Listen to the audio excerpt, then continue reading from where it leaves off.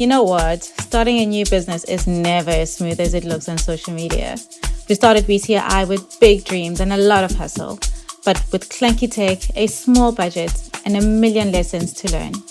Today, we want to take you behind the scenes on how it all began, the challenges we faced, and how those early days shaped what Kloset Klub is becoming. Phumi, another day, another podcast. Yes. You know, what the world needs is another podcast. I know, but this isn't just a podcast because we're not talking about other people. We're talking about us and the business. So Our journey of WISI-Oi. So let's start with it.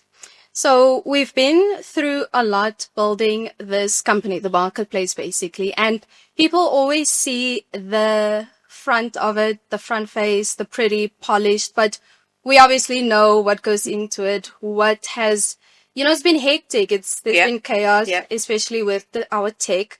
So today, let's put it all out there. Let's go from the seller stories, system failures, the wins we didn't expect. Let's put it all out there. So let's start off. Since you're the founder and CEO, from the early days of WISI-Oi, how would you sum it up for someone who doesn't know the business and the company?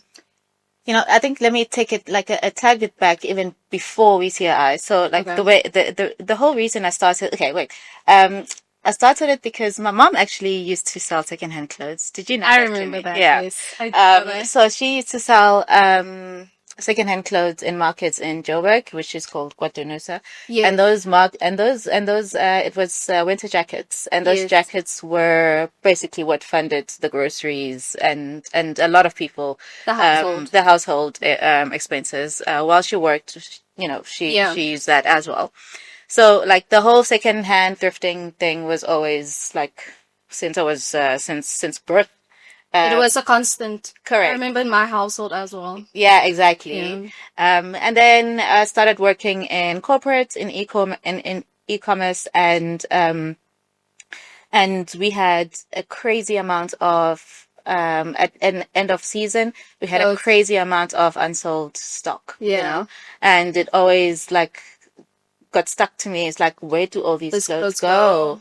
Why don't we have a platform where on the platform we can be able to exchange clothes, because there is so many people with great style and great items that you would like to shop from. And that's where WISI-Oi started from. So I was still working, and my job or my salary used to basically fund the business when I started. I had no idea about that, actually. I used to work during the day, and at night I used to be sitting on my laptop and putting it all together. I never knew that. Yeah. Good to know. And then that's how, and eventually, I started selling and I think I've told this story before. I started selling my own closets. I literally, we'll speak about the tech, just now, but I started, selling my own closet, on WISI-Oi. And, look, I'm not a techie, as you know, but I do know what a good customer experience looks like, of course. And I started literally pulling together systems, put it out live, and then when it started selling, and then my friend put theirs and started selling, I was like, oh. And people actually bought the clothes. Because it's one thing for you to list, but it's, it's a red flag if someone doesn't buy it. Correct. So, and people don't play with their money, eh? No, I don't. I always say, put yourself in your shoes as the customer first, because that's what I do. Yeah. If I don't see something I wouldn't like to buy, why would someone else, Thank you. You count your coins, let's be honest, everyone does. Totally. So, I get you. Yeah, so that was the early days of WISI-Oi. And you started WISI-Oi in 21. Yeah. Okay, cool. And the number of times, and we know this very well, the number of times our tech just flat out disappointed us. We know this very, very well. Yeah.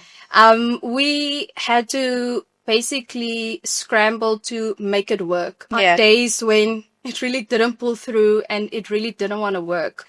So do you remember one of those moments where you thought, I don't know how long this can carry on. How will we fix it? But then somehow, we always pull through. Yeah. Because we're queens. Yeah, we're queens. We bootstrap queens. Literally. We'll complain about it, but then we're still going to fix it and do it. Yeah, totally. So tech is expensive. Let's start with that. Tech, especially in South Africa. Yeah, especially in South Africa. Tech is really, really expensive. And it's costly because you can't start a business by building the tech ahead. You kind of have to find your market fits. And, before you put in thousands and millions, actually millions in South Africa, you kind of need to understand, who you're building for, what do they like to use, how to use it. So we literally bootstrapped and as you know, we use Shopify, and then we used an API that plugs into Shopify. And look, for when I was listing and my friends were listing, it was fine. It was fine. It wasn't a big deal. It did the things that it needed to do, and it wasn't a big deal. Was the user experience great? No. Let's be honest. And then we went through so many iterations of, especially on mobile, because over 90% of our traffic comes from mobile. So the mobile experience was not great at all. And then we did a couple of reiterations, and it was just not getting fixed. But like the most basic of user experiences, it just was not getting, the right experience that we were looking for. Yeah. But then when we saw the frustration that it was causing our sellers, and it was causing our buyers, but most importantly our sellers and the business, that's when I was like, we need to start looking at this, because there is no ways we're going to be able to scale. For me, it was, like I always say, put yourself as the customer. When I started to list and when I started to deal with the problems of listing, I was like, this is not it. Right. And we want a platform. You always want to have a business and a platform. Yes, we have a specific target market, but you want a platform that is accessible to all ages as well. I know. Remember I told you the times when we were working on a mobile and my mom wanted to list and she had so many frustrations. I know. I felt so bad. And she was like, please do it for me. I don't want to do it. Yeah. So if someone like her who's always on her phone struggles, imagine how many other people. Yeah. So what they do is they try and list, they struggle. And I know when I struggle on something, the first thing I do is I leave. Peace. Totally. I don't need to deal with this. I don't need this. Totally. Especially if you think of the target markets, we're very urban based, and everybody is busy. Yes. Everybody is busy, and if a tool is there to make your life more difficult, then that's not a tool for them. Exactly. So we want a tool that's going to make their lives easier, is going to make it much more seamless. And, that feedback that we got, and I always take this, the feedback that you get from one represents 1,000. Yes. So if one is struggling, there is much more people that are struggling with that. 100%. And that's was our turning point. And also, we went through the phase because we don't do anything just from what we feel like. Yeah. Everything is definitely research-based, and we speak to real people. Remember the times when we would actually make physical phone calls. Hi, ma'am, this is from WISI-Oi. And then they'll be like, who? I don't remember signing up with you guys. Yeah. And when we asked them their feedback, what do you think? And we got real honest feedback, and that was very useful for us because we knew where we had to go, because at some point we realized we can't just patch all these holes of all the problems we have. We need to build from scratch. Totally. So as I've mentioned, my red flag, obviously, because I work daily with our customers, so sellers, customers, I see their frustrations of listing, obviously speed of listing and the process of listing. I know you mentioned, but was there another red flag for you from where you realized, okay, we need to do something different. We can't work with the platforms we have. We need to build properly. Yeah. I think the easiest one was we were just not meeting the needs of our customer. Across. We were just not meeting the needs of our customer.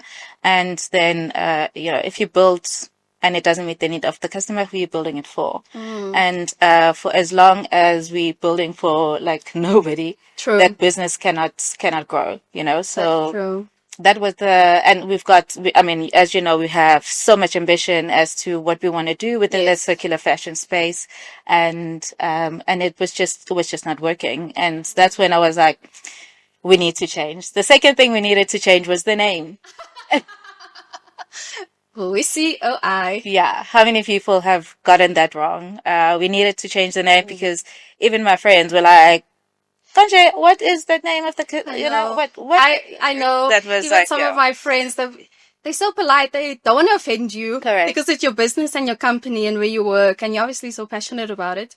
But they're like, W something. Yeah. What WISI. is it? I mean, remember, we were just on 702, and then the guy's like, The "Whoa, host- what name is this?" It's like, how do you pronounce this? Yeah. No, that was crazy. So yeah, no, we needed to change a couple of things, and not necessarily pivot, but improve our user experience, improve, Yes. the way that the needs that it fulfills of the user. And I don't know, obviously right now, we don't have an app, WISI-Oi. But I know when I joined the company, the app just launched, Oh, right? dear Lord. Yeah.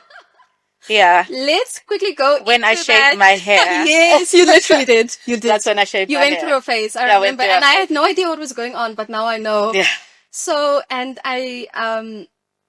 so the app, what happened with the app? Because let's be honest, it's not so convenient for sellers to list on a web. Yeah. You have to sign onto whether it's Apple or Google and then go onto www.wisio.com and then sign in. What happened with the app? So, as bootstrapped companies do, we're very ambitious on very tight budgets, right? Yes, or non-existent budgets. So, so we didn't build from the start because it was too expensive, but also we hadn't validated the market as much as we would have liked to. And we didn't, sorry to interrupt, we didn't start with funding. No, we're like, okay, well, we're going to get to that. But we didn't start with funding. It was So it literally was from that our wide, pockets. yeah. It was literally from our pockets. And then as time grew, we got into a program, Grindstone. yes. Love Grindstone. We got into Grindstone and then that's when I learned on how to actually run a business, Yes. like the different departments of what you need to run and the Yes. different components that actually makes a business successful, Yes. and to be able to understand like what investors are looking for, what your Yes. financial That's a big look one. like, and all of that kind of stuff. So that was eye-opening for me. And then through that we got grant funding through NASPERS. Yes. And when we received this grant funding, I was like, yes, now we can actually do something and improve this, this tech, Yes. But I think we were too ambitious because I think we built bigger than what we could, we could actually, afford to build. We wanted basically a 1.2 million build on a 100K budget type of thing. And I had no obviously, idea about that. and obviously that broke, quite badly. And we messed up pretty much a lot. Mm-hmm. But that literally, I mean, as frustrating as it was, it taught me quite a lot. A lot of lessons. A lot of lessons. And I think you kind of have to sort of like feel the sink before you actually know how to swim. And that was a massive, massive, massive, lesson for us. And I think it was probably one of the lowest points of building a business that I've ever had. And it literally got me to, do I shut this whole thing down? Mm-hmm. And do I just carry on and find a job, Be corporate again. and go back to corporate? Or, and then I was like, True. yeah. And, during that time, that's when we got the Africa Arena, best female tech in Africa. And obviously we got into that Grindstone program. And then I was like, if so many people believe in me, we must be doing something there right. must be something right. Yes. Let me just get up and start again. And then I met Kimmy. And then we started building again. We started building again. And that leads me to my next question. So, like you're saying, you had a realization because it goes from we just need to survive this week. How do we survive every single week? Literally Monday to Friday. How do we get through to this is a real business now? What was that specific moment? I can tell you the specific moment that I realized, okay, our business is doing, what we're doing is real, was when we got the Google for Startups funding. That was like, and I remember when we got that, I think a week before that, we got some not so great news, a partnership that fell through, and we were just down, and we were just like not feeling things. Yeah. And I think it was when we got the news, it was towards the end of the year, right? Correct. November? Yeah. November? Correct. That's when I realized, no, guys, we are doing the things and people are believing in us. So we just need to keep doing what we need to do. What was that moment for you? So, I mean, one thing with startups, and ask any startup, rejection is real. 100%. You get rejected pretty much 89% of the time. Rejection, if not more. Rejection is real. So I can't remember what it was, because after that it was such good times.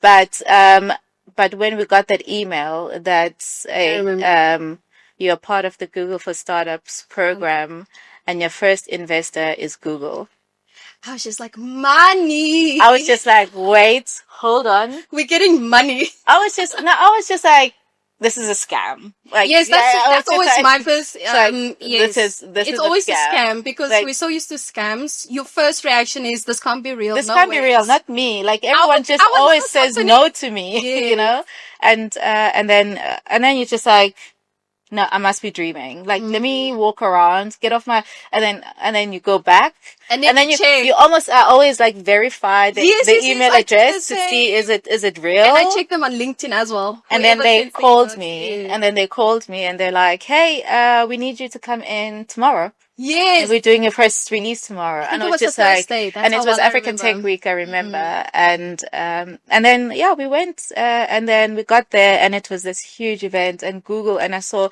and only then it dawned on me, and I was just like, this is real. I am getting funding from a tech giant called Google for the first time after 4 years of running this business, and after 4 years of so many no's.